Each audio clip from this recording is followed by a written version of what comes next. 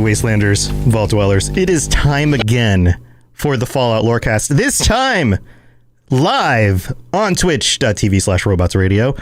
I am here with my new regular co-host, Lainey. Lainey, how are you? How's it going? Going good. Today I went to the beach this morning in a very safe, COVID-friendly way.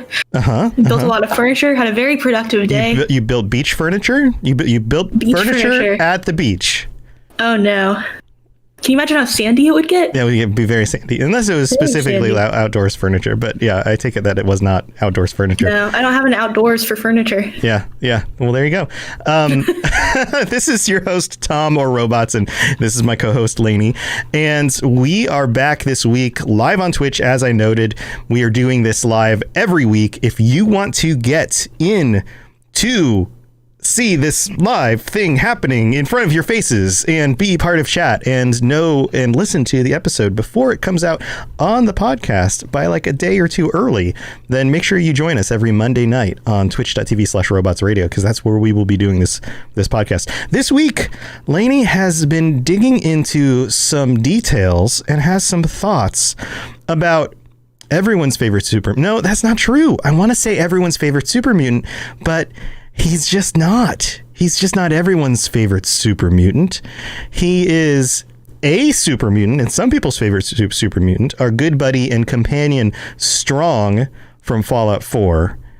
And Lainey, you have some details to go over with that, so we will be transitioning into that in a second. I'm going to preface some more about what we're doing on the rest of the episode. Later on, we will be giving our call outs to our new patrons, because it is time again to do that. It is the beginning of the month. So anyone who signed up on Patreon last month will be getting their call outs, and I will be reading any of the reviews that came in. So here we go. Let's do the little vault door thing. And then Lainey, I'm going to kick it off to you. So get ready.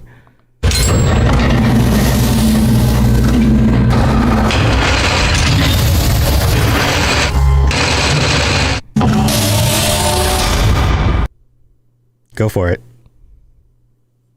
Said, and from what I've heard from other players, most people don't really like partnering up with Strong, although we have someone in the chat right now, Scullyface, that says Strong is their favorite. So, some people, it's a mixed bag. Mm-hmm.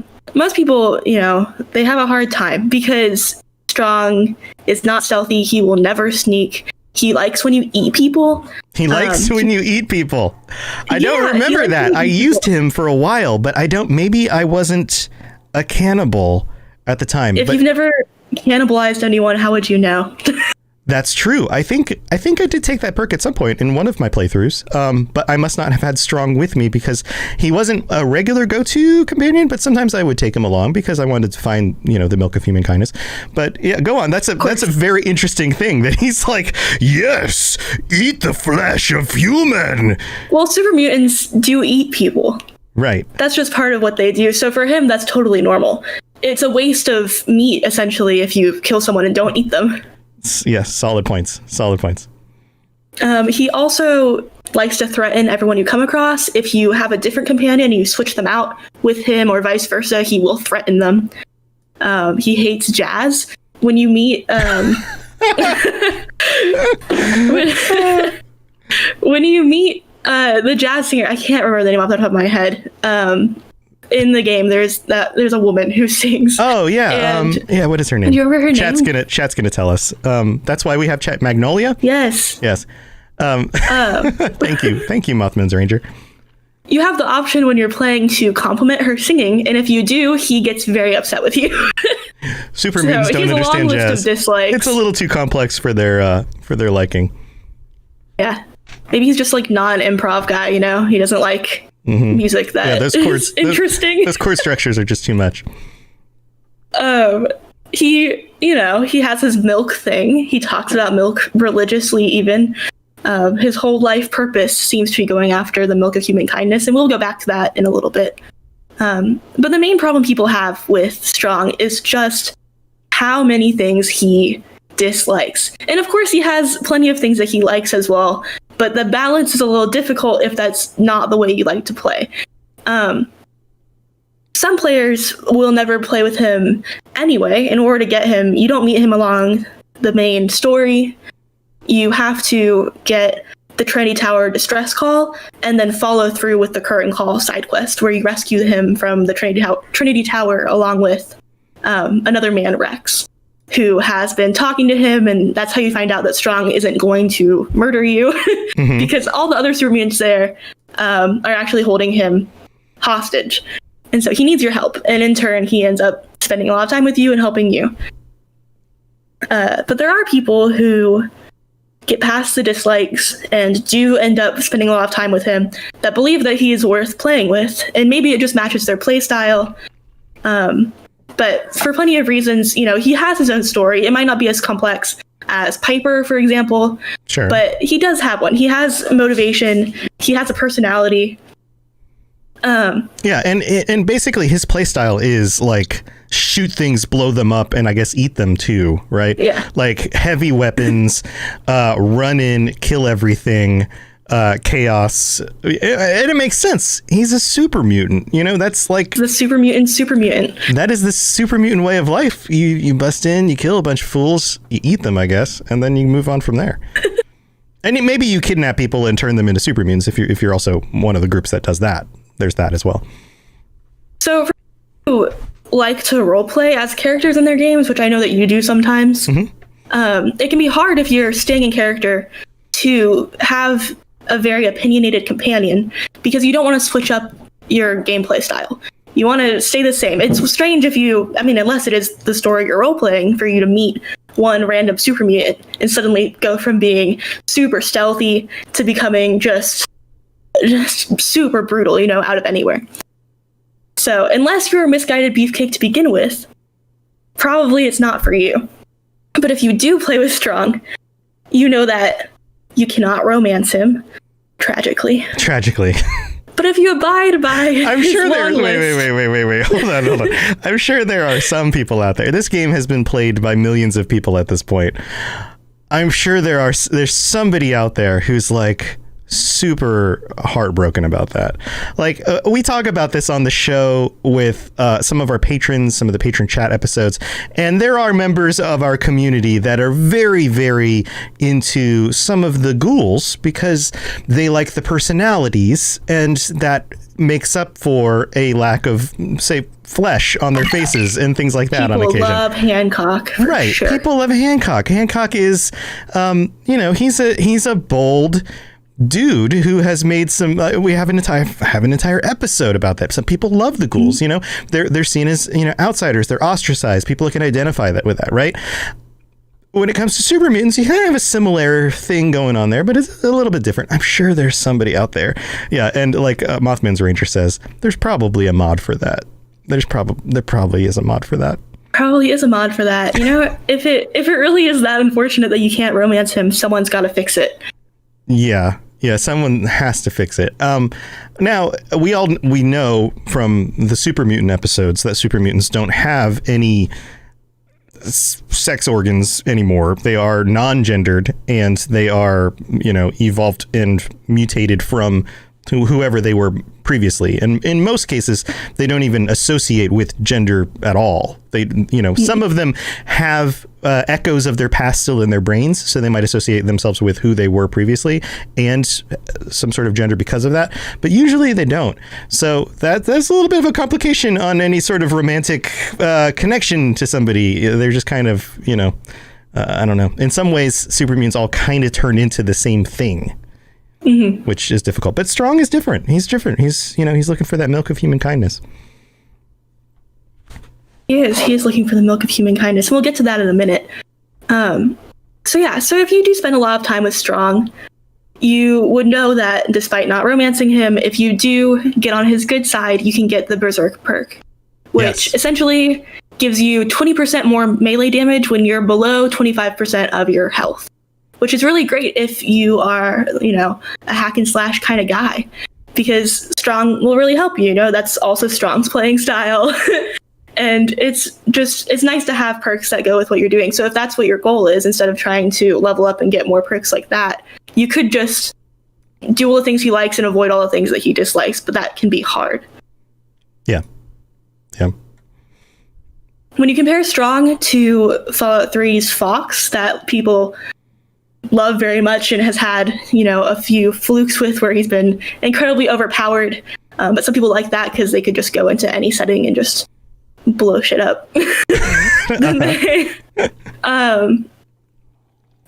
People who played with Fox may not have enjoyed Strong as a companion in Fallout 4 if that's what they're expecting. But if Fallout was going to present you with another Fox, they would have, and they didn't. They wrote Strong for a reason. They thought that he would be an interesting character, interesting enough to hold up against all the other companions that we already know and love. Yeah. And it would have... there would have been a lot of pushback from the community if we just ended up with like Fox 2.0. Right. People would have been like... It doesn't make Fox special anymore. Right. People would have been like, wait, didn't we already have a super mutant? Isn't it basically the same? And that's one of the wonderful things about these stories is when you do come across a super mutant who is different and who has a distinct personality, because so many of them are, like I said, they kind of just mutate into the same person over and over and over again. So to have the leader of the Nightkin, what was I believe it was a her. I'm losing all the names. This is why I do research before I talk about episodes, because they all fall out of my brain. But it was insane and unique because of that. Every time you come across a super mutant who has a unique personality, it's very notable and noticeable because it stands out because they are different from everyone else around them. Right, and even though Strong, for example, has a pretty generic super mutant personality, he has this fixation that differentiates him. He cares about something that stems from a Shakespeare play. It doesn't sound very super mutant. So it's interesting. It's one of the first things that you learn about him. Right. Other than that, his name is Strong. And it goes almost without saying that's what he cares about, is being strong. And he absolutely, this long list of likes and dislikes that we keep referencing 100% has to do with how strong he thinks you are. And if he considers someone to be weak, he wants to destroy them. Mm-hmm. Mm-hmm. Yeah, which is a very super mutant trait. Right. Like the strong survive, the weak don't deserve to survive. They die. Well, super mutants, when they were first created, as far as I know, and we talked about this a little bit in the what it would be like to live in Fallout 1, they were built to be perfect. They were supposed to get rid of all the problems that normal humans would have.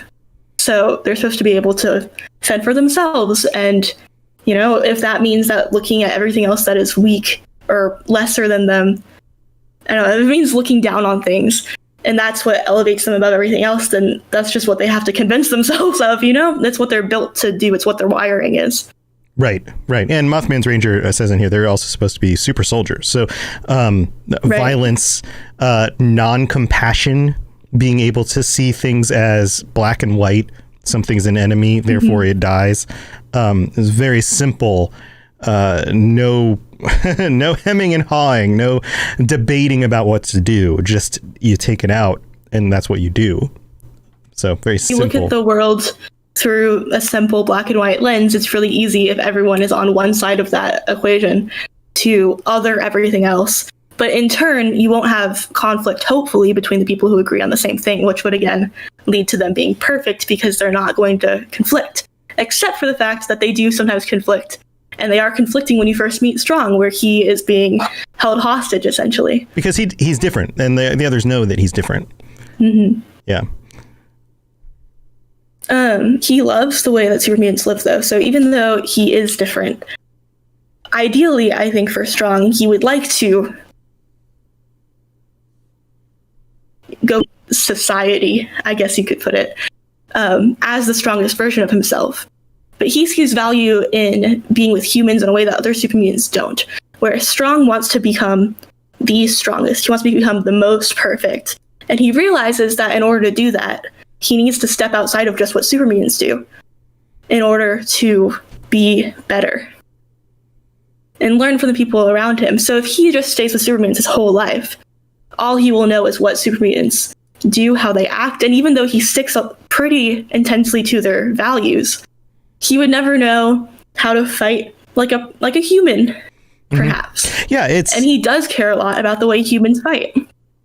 It's interesting because the super mutants that you come across often, like you said, they look down on humans. Humans are weaker. Humans are, and they think anything they don't like is dumb, right? You idiot, like that kind of stuff. But the fact that Strong realizes that the humans, he must have had interactions with humans where they outsmarted him or they fought him with the equipment that they had or something, to realize that, like, even though these things look smaller and weaker than we are, something about them makes them stronger than us sometimes. Mm-hmm. And so there's something there to capitalize on. Yeah, absolutely. And he, this ties into his... Uh-oh, I lost her. Hi, chat. Weird for a minute. Oh wait, Sorry. there you are. Yeah, your camera disappeared.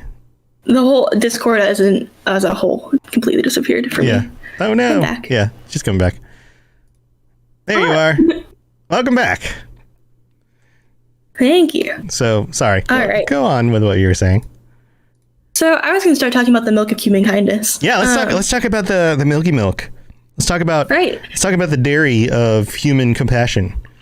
So when you're first introduced to Strong, you also meet Rex, who's the one who sent out the distress call. He is just a human, but he and Strong have spent some time together. And Rex is the one, I believe, that tells you about Strong's obsession with the milk of human kindness and has promised Strong that if they make it out of there, he will help him find it. Yeah, Rex is an interesting character. I actually don't know much about him.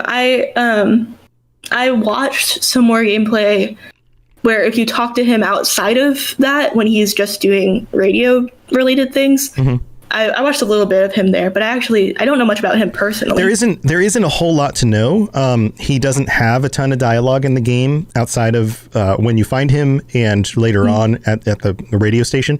But this idea that he was willing to teach Strong, and that for some reason, and I guess he's just relying on the things that he has experience with, for some reason, he's teaching him using Shakespearean metaphor, like, is kind of ridiculous, because why would you ever think a super mutant would understand Shakespearean metaphor? How does that make any sense?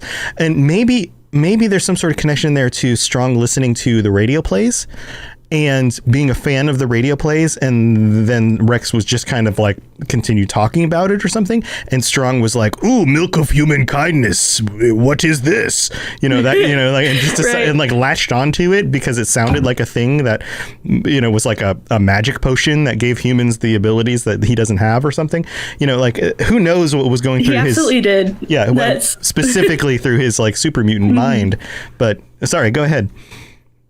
He wants to find the milk of human kindness, and the milk of human kindness, if you are familiar with it, is not about being strong. If anything, it's the exact opposite. So in Shakespeare's play Macbeth, Lady Macbeth and Macbeth are two of the central characters. One is a lady and one is not. That's the difference. One is a lady, one is a lord.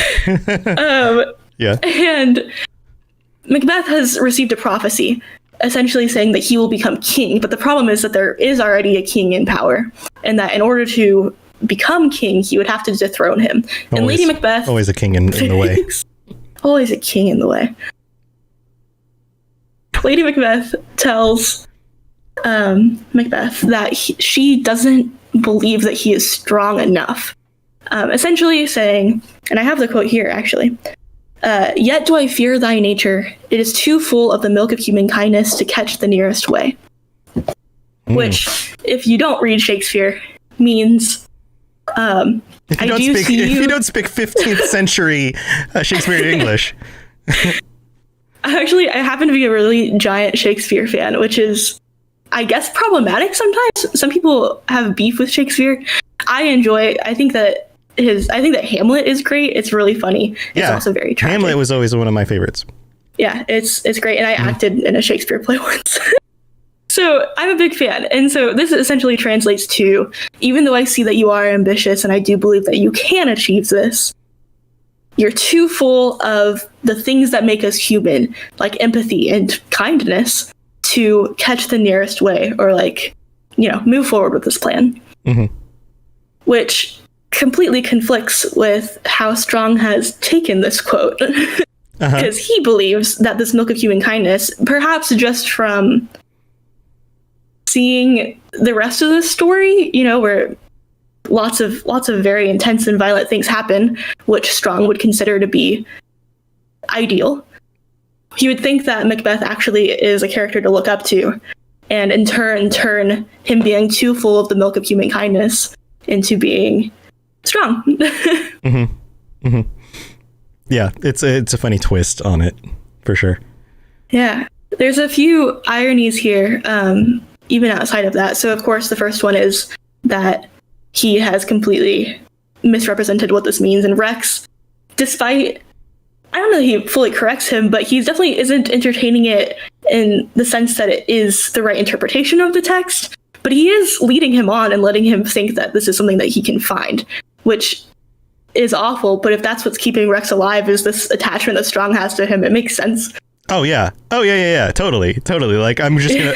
If you're latching onto this, I'm gonna let you do it because, buddy, that's gonna keep me here. So let's keep doing that. Yeah, for sure. Rex has become of use to him if he thinks that he can take him to this milk. Right. Yes. Yeah. It's a MacGuffin that's going to forward his own existence into the future. Right. Absolutely. And then in Shakespeare, when Lady Macbeth talks about it, people who read it even now can get confused from that line. So you don't have to be a super mutant to be confused. There's lots of people who would argue that this milk of human kindness is something that would be a good thing. And what's so tragic about Macbeth is that this milk of human kindness is nowhere to be found. Mm-hmm. Everyone is cutting each other's throats and betraying each other, and I mean, they genuinely murder each other. And that's a common theme in lots of Shakespeare texts, so probably why Strong likes them so much is because everyone is chopping out whoever they think is weak. Yeah, that's a solid point, for sure. So it makes a lot of sense that Strong would be able to get it so wrong. And maybe it also stems from not having a lot of experience with humans beyond these stories that he's heard or the radio show. Because if what he knows as a super mutant is acts of violence and fighting, and if that's what he's seen from humans, because humans are often fighting super mutants when they do come in contact, right? And then he's read these books, if that is the entire breadth of his knowledge on how people work, what else is there for him to think? Yeah. And what's funny about that is that I guess that's different than a lot of the super mutants tend to. I mean, they argue with each other. They call each other funny names. Like if you sneak up on a super mutant camp, they're like, you idiots. There's no noise over there.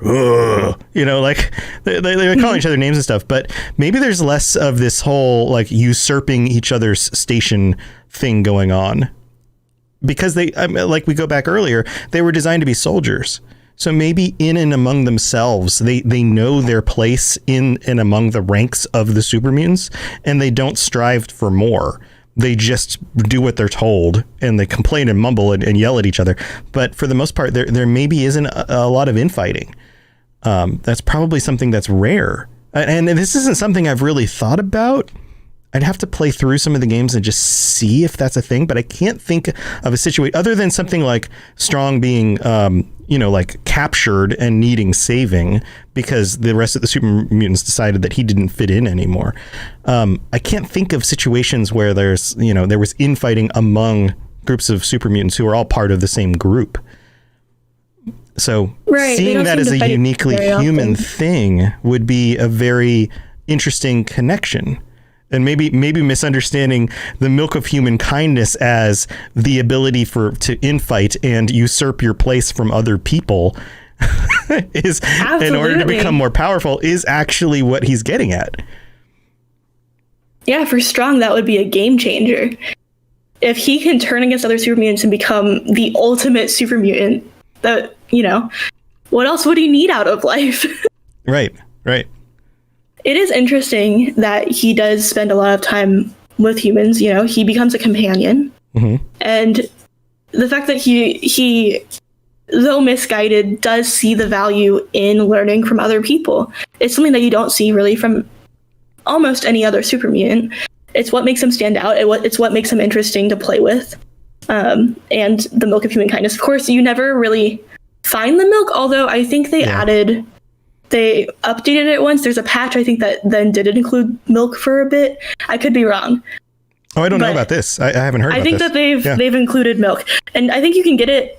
Maybe it's just a mod. Maybe I'm totally mistaken. There is a mod with super mutant armor that looks like pieces from like the milk machines that were built for like a super mutant to wear.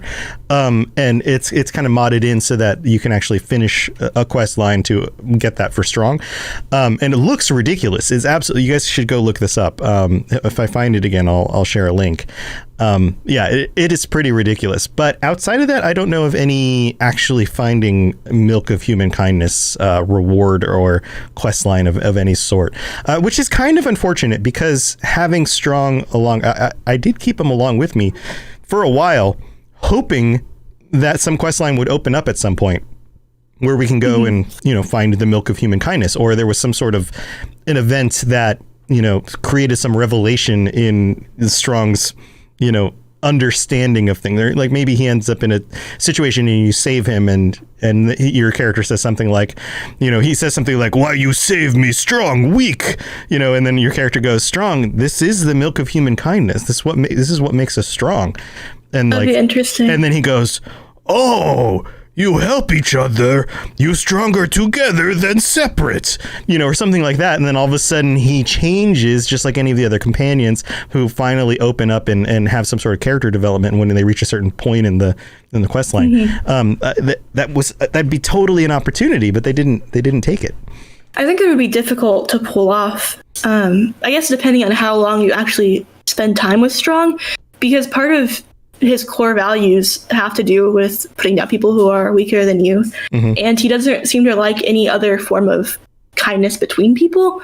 So even though he's obsessed with human kindness, right, he doesn't really approve of you helping people. But see, so many of the other companions come out of their funk when you prove to them that you are kind and giving without ever expecting things back. That happens for multiple companions that you help. You help them. "I'm just here to help you out. I just want what's best for you." Like those kinds of conversations happen enough, and then you act on it enough, and eventually you continue your, that's where you get to romance them or whatever. But that could have been a turning point for Strong for it to click.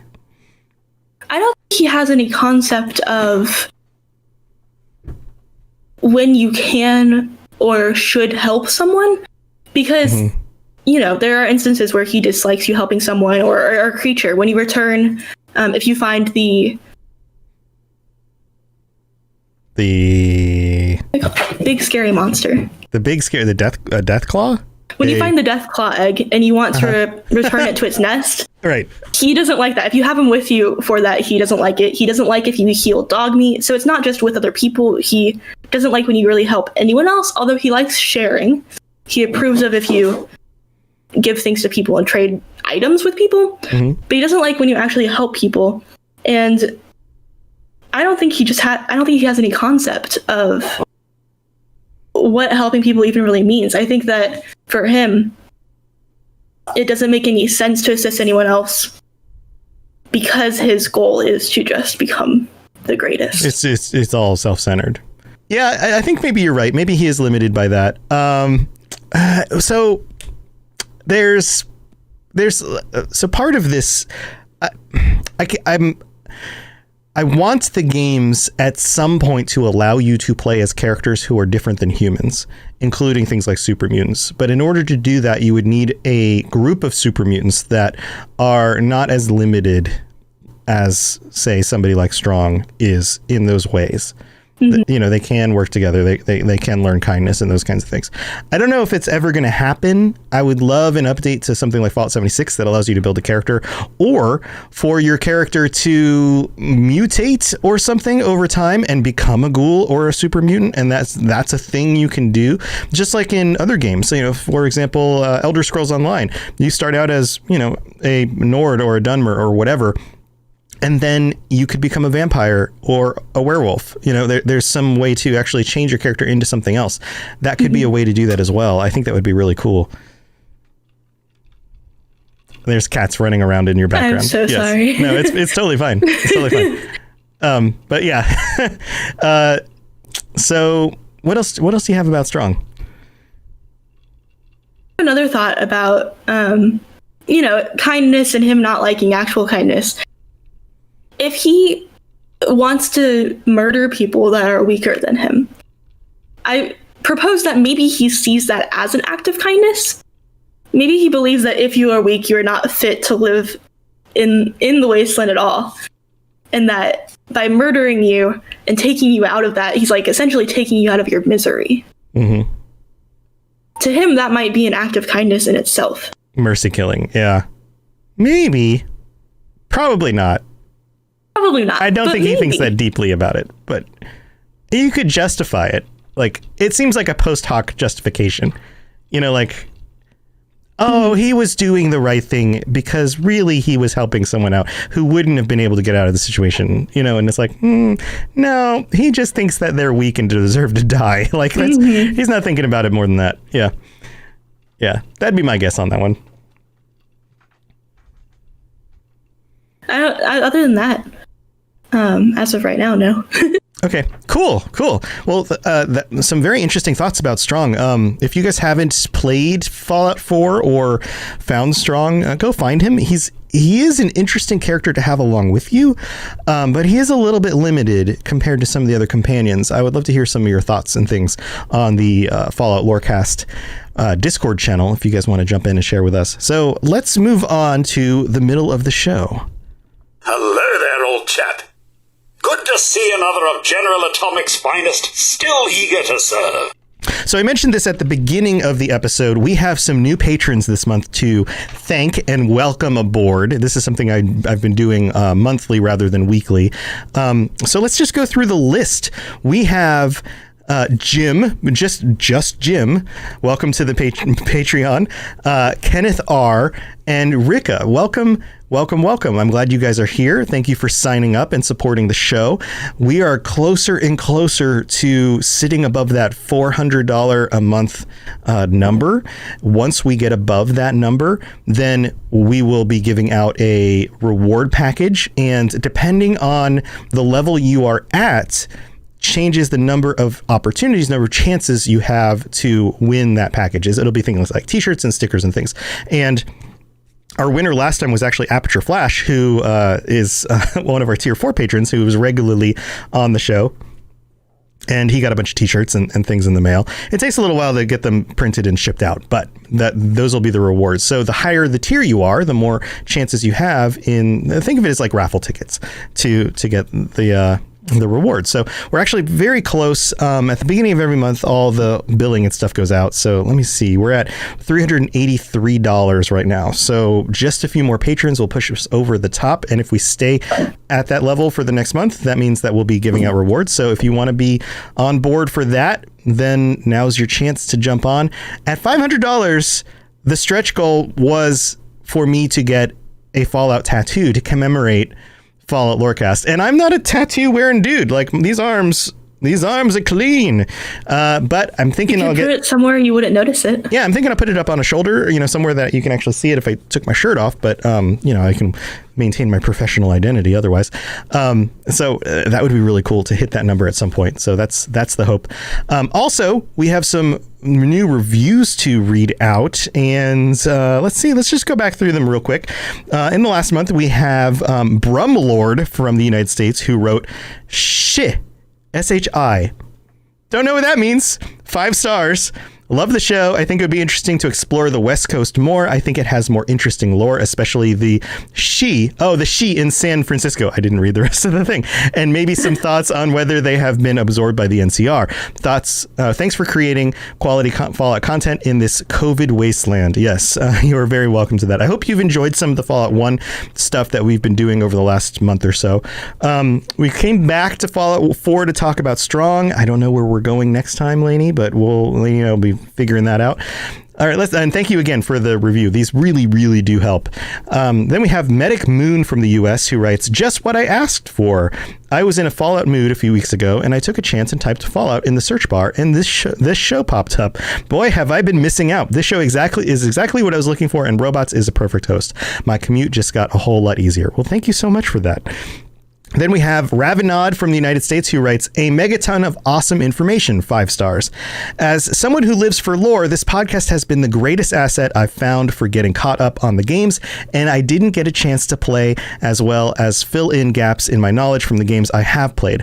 I love the relaxed tone and feel this podcast has for discussing these insane and often dark topics. Yes, very true. If you're just taking your first steps out of the vault, this is the podcast for you. Well, thank you, Ravinod. I do appreciate that. 2 more left. We have George GT from Canada. Hello, America's Hat, who writes, amazing podcast, 5 stars. Love the podcast. So glad I found this. I love learning more and more about the Fallout world. Well, thank you very much, George. And then we have Flaming Seamen from the United States.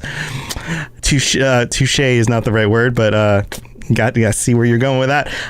A must listen for Fallout fans, 5 stars. First of all, I cannot stress the quality of this podcast enough. Everything from content to tone is great.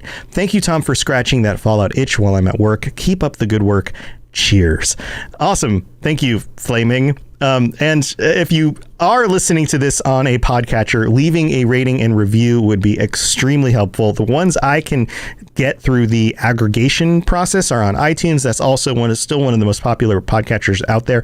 Those really help. But even if you're listening on Stitcher or some other location, leaving a rating or review is also very, very helpful for making sure that people know what to get on the show and that it's actually a good show that people will like and that kind of thing. So very, very much appreciated. Thank you, everyone, for doing that.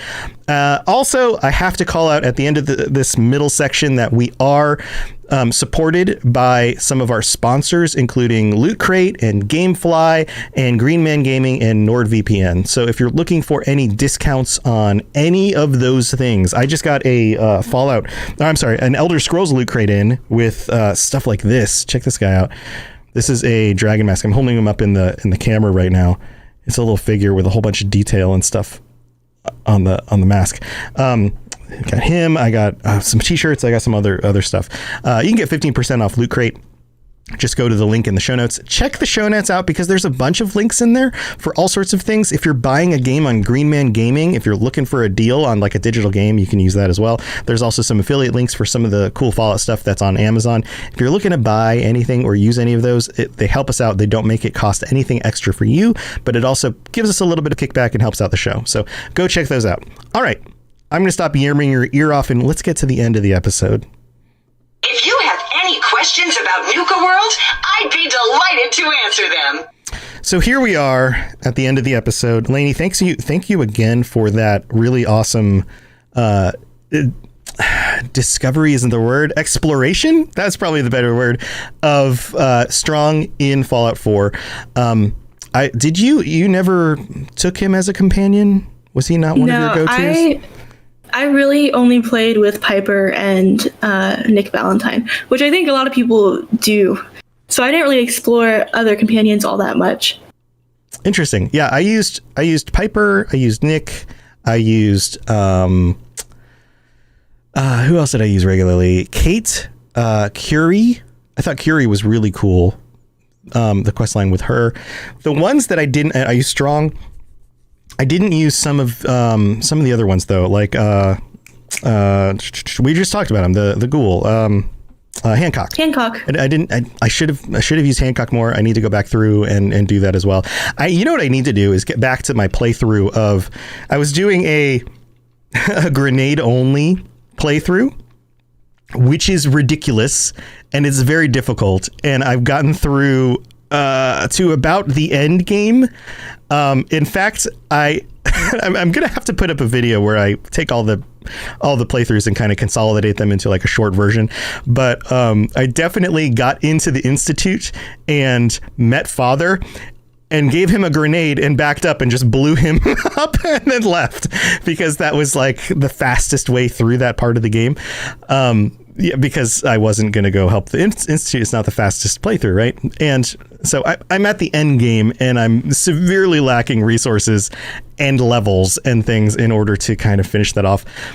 Maybe I need to go find another companion to help me do that. So maybe I'll go find Hancock or something. So that's what I'm doing with that. Chat, I would love if you guys have any questions for us when we get to the end of these episodes to go ahead and throw them in chat. Lady, so do you have any current or future plans for diving back into Fallout? I've actually been thinking about it. Yeah, chat, I've been trying to get her to play 76. I told her I would buy it for her. I gave her an old laptop and it's starting to be really crappy. So she needs to go fix it so that she can use it. It has a graphics card in it so she could play games. Trying to get her to play 76 with us. I can play games on the laptop and we have that too. That it does work. Well, then maybe you need to get 76. Maybe I do. I've been diving back into Elder Scrolls Oblivion a lot. So that's been fun.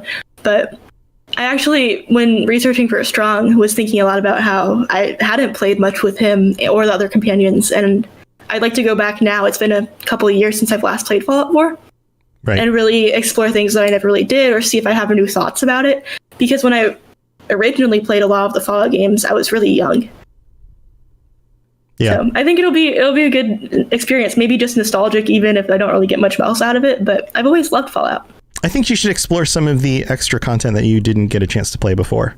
And I think that it would actually be really interesting to get your perspective on some of that content, even if it's stuff that I've already talked about with individual episodes on the show, to kind of revisit it a little bit and get your perspective on it. I think might be really interesting because, for the last year and a half, almost 2 years now, this has been my perspective on all this stuff. And, I'm a much older adult than you are, and I'm so old, everybody. I'm an ancient man. I'm not that old, guys. But I am an older adult and I'm male and I have my perspective on these things. And it would be really neat to have a younger adult female perspective on the same kinds of content.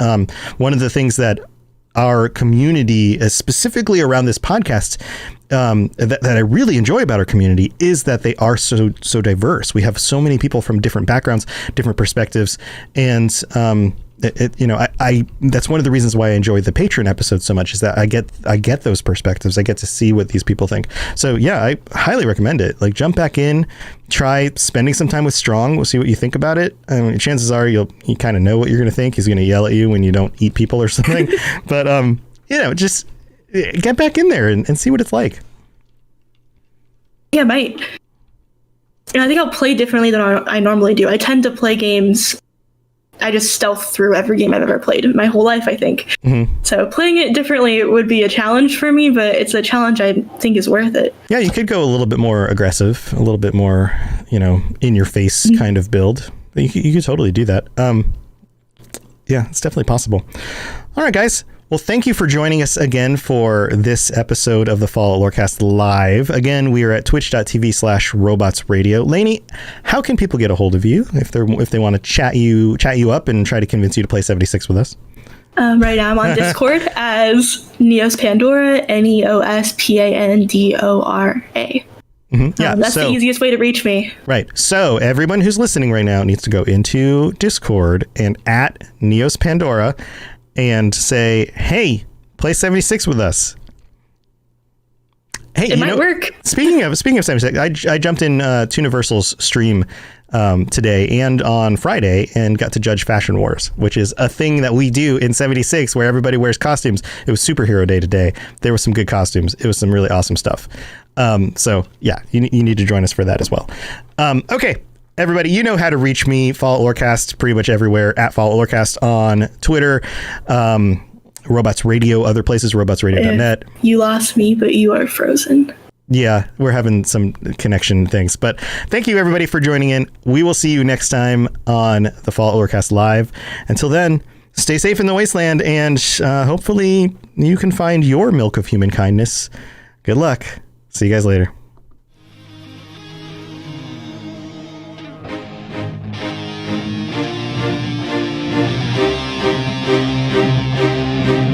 To plug into everything else we're doing, check out robotsradio.net. Also, look up the Robots Radio YouTube for videos about Fallout and other things. And check us out on Twitter, twitter.com/robotsradio. This podcast was brought to you in part by our patrons at patreon.com/Fallout Lorecast, including our Tier 5 patrons. Thank you so much to Firewriter for supporting the show. Also, if you're interested in business inquiries, advertising on the show, or applying to be a podcast on the Robots Radio Network, send me a message at falloutlorecast@gmail.com or robotsnetwork@gmail.com. You've been listening to a Robots Radio podcast. Smart shows for interesting people. Check out all the shows at robotsradio.net.